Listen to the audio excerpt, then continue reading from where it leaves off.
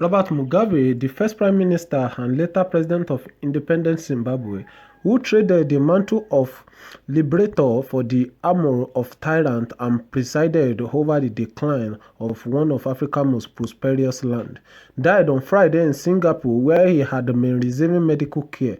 He was 95. The death at Glen Eagle Hospital was announced by his successor, President Emerson Mnangagwa.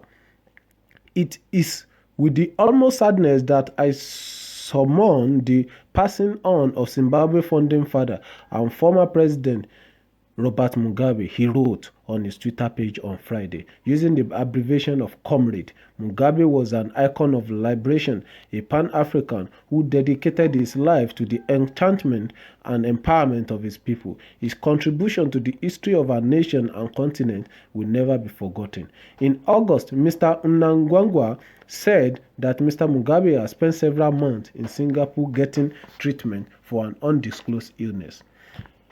Mugabe, the world's oldest head of state before the ouster in 2017, was the only leader Zimbabwean had known since independence in 1980. Like many who liberated their countries, Mr. Mugabe believed that Zimbabwe was his own government until the end. In a speech before the African Union in 2016, he said he would remain at the helm until God says, "Come." Throughout, Mr. Mugabe remained inscrutable. Some would say conflicted, remote, calculating, aesthetic, cerebral, a self-styled revolutionist inspired by what he once called Marxism-Leninism, Mao Zedong thought. He affected a social manner, perspective, and honesty. A versatile of his early years as a school teacher, but his hunger for power was undiluted. In an interview with state-run television on his 93rd birthday in February 2017, Mr. Mugabe indicated that he would run again in presidential election in 2018. They want me to stand for election. They want me to stand for election. Everywhere in the party, he said, the majority of the people feel that there is no replacement successor who to them is acceptable as I am. He added, the people you know would want to judge everyone's else on the basis of President Mugabe as the criteria.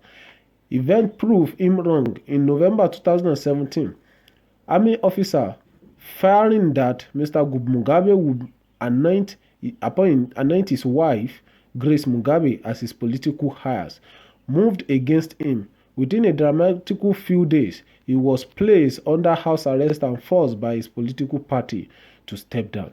The military insisted that the ouster did not amount to a campaign, although it had all the trapping of one, with armored vehicle patrolling the street. The officer took control of the state broadcaster to announce their action. Yet, remarkable in the continent where disposed leaders often met grisly fate of fleeing into exile, Mr. Mugabe and his wife were called to remain in their sumptuous 24-bedroom home in Harare, Zimbabwe capital. To me personally, he remained a father, mentor, comrade in army, and my leader. Mr. Mnangagwa said of the man he had helped bring down. In his final year in power, Mr. Mugabe presided over a chartered economy and a fractured political class that was jockeying for influence in anticipation of his death. Though often viewed in the West as a pariah, he was in many corners of Africa considered an elder statesman thanks to his liberation pedigree, his longevity, and his eloquence in articulating a broad resentment of Western power, past and present policies towards the continent. Robert Gabriel Mugabe was born on 21st of February 1924 at the Kutama Mission Village in southern Rhodesia, Simba district. His father, Gabriel Matibiri, was a carpenter, while his mother, Bona, taught Christian catechists to the village children. They had been trained in their profession by Jesuits, the Roman Catholic Apostolic Order which has established the mission. Bona and Gabriel had 6 children: Miteri, which is Michael, Raphael, Robert, Donado, which is Donald, Zabina, and Bridget. They belonged to the Zezuru clan, one of the smallest branches of the Chona tribe. Mugabe's paternal grandfather was Constantine Karingamombe, alias Matibiri, a powerful figure who served King Lobengula in the 19th century. The Jesuits were strict disciplinarians, and under their influence, Mugabe developed an intense self-discipline. While also becoming a devoted Catholic, Mugabe excelled at school, where he was a secretary and solitary child, preferring to read rather than playing sport and socialism with other children. He was touted by many of other children who regarded him as a coward and a mother's boy. In about 1930, Gabriel had an argument with one of the Jesuits, and as a result, the Mugabe family was expelled from the mission village by French leaders.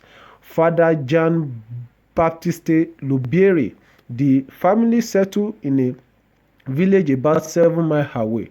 The children were permitted to remain at the children's primary school, living with relatives in Kutama during term time, and returning to their paternal home on weekend. Around the same time, Robert's older brother Raphael died, likely of diarrhea.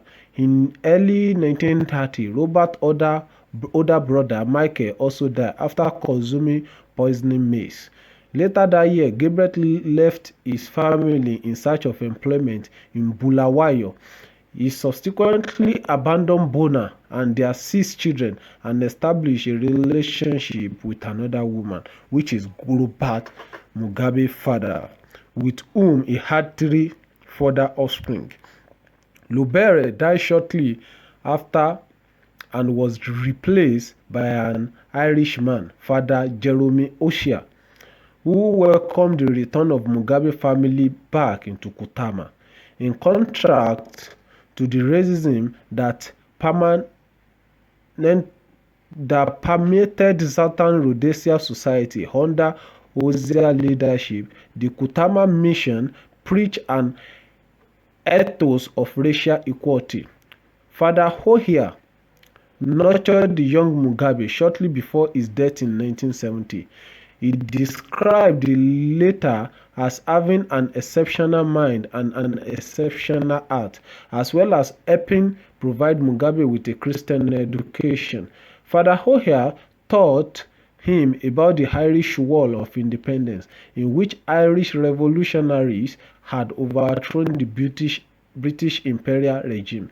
After completing 6 years of elementary education, in 1941, Mugabe was offered a place on a teaching training course at Kutama College. Mugabe's mother could not afford the tuition fee, which were paid in part by his grandfather and a part by Father Ohia. As part of this education, Mugabe began teaching at his old school, earning £2 per month, which he used to support his family.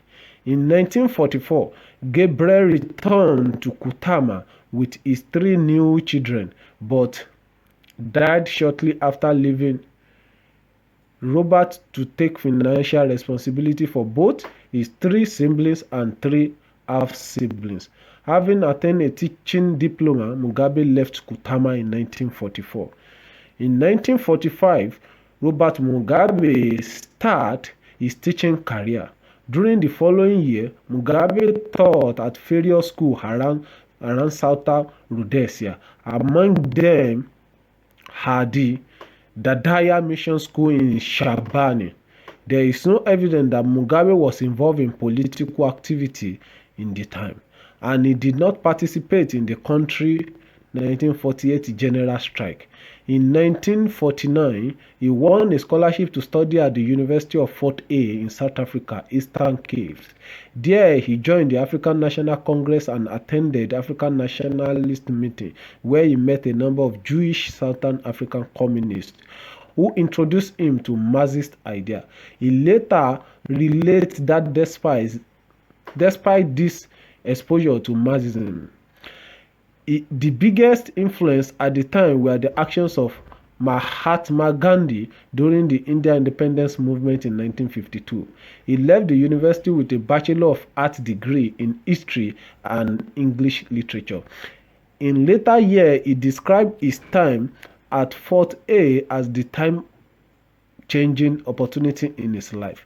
Mugabe returned to Southern Rhodesia in 1952, by which time he later related he was completely hostile to colonialism system. Here, his first job was as a teacher at the Drovontia Roman Catholic Mission School near Umvama. In 1953, he relocated to the Highfield Government School in Saliburi, Harare Township, and in 1944 to the Mombo Township Government School in Gwelo. Meanwhile, he gained a Bachelor of Education degree by corresponding from the University of South Africa and ordered a number of magistrates, among them Karl Marx, Capita, and Frederick Igu.